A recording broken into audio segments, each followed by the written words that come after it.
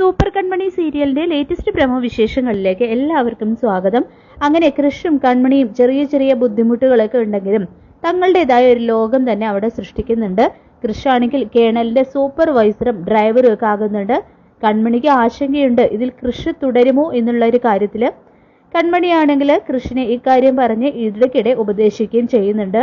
പിന്നീട് ദേവിജിയും സാഗറും കൃഷിന്റെ മാനസികമായിട്ടുള്ള കല്യാണ കാര്യത്തെക്കുറിച്ചും കൺമണിയുമായിട്ടുള്ള ഒരുമിച്ചുള്ള യാത്രയെക്കുറിച്ചൊക്കെ സംസാരിക്കുന്നുണ്ട്.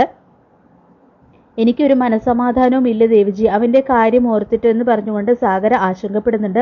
ഇത് കേട്ട് ദേവിജി വളരെ കൂളായിക്കൊണ്ട് തന്നെ കൃഷിന്റെ ഏത് കാര്യത്തിലാണ് സാഗറിന് മനസമാധാനക്കേടുള്ളത് എന്ന് ചോദിക്കുമ്പോൾ അവന്റെ രീതികൾ തന്നെ അതൊക്കെ മനസമാധാനം കെടുത്തുന്നതാണല്ലോ.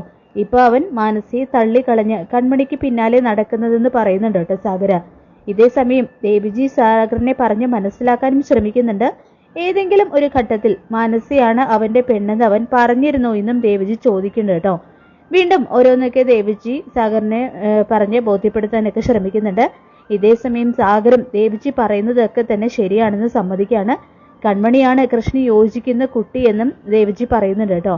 ഇതേ സമയം കൃഷും കൺമണിയാണെങ്കിൽ നല്ല സന്തോഷത്തിലാണ്. അതിനിടയിൽ കൃഷ് കൺമണിയോട് ഫാക്ടറി ഞാൻ തുറക്കാൻ പോവുകയാണല്ലോ, ഫാക്ടറി തുറന്നാൽ എനിക്ക് എന്ത് തരുമെന്ന് ചോദിക്കുമ്പോൾ കൺമണിയാണെങ്കിൽ എന്തോ ഒന്ന് ആലോചിച്ചതിന് ശേഷം മുത്തുകവ് തന്നാ മതി എന്ന് പറയുന്നുണ്ട് കേട്ടോ കൃഷ്.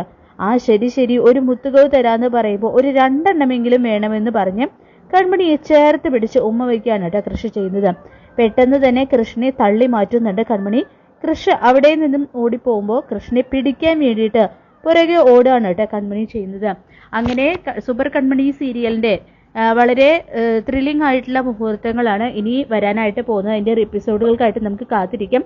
ഈ റിവ്യൂ ഇഷ്ടപ്പെട്ടെങ്കിൽ ലൈക്ക് ചെയ്യുക, ചാനൽ കൂടി ഒന്ന് സബ്സ്ക്രൈബ് ചെയ്യുക. താങ്ക്